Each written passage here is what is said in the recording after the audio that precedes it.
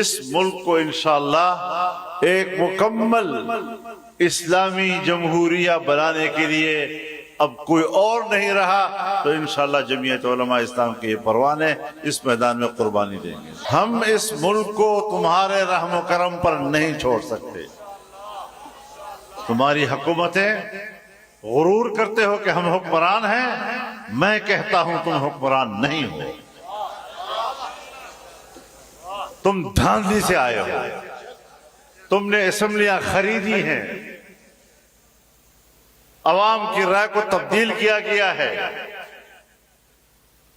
جب آپ کے ہاتھ پر عوام کی بیعت ہی نہیں، حضرت والد صاحب رحمہ اللہ فرمایا کرتے تھے ووٹ بیعت ہے،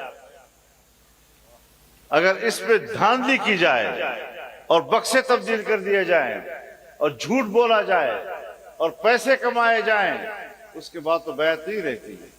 ہم تو اس کے قائل نہیں ہیں۔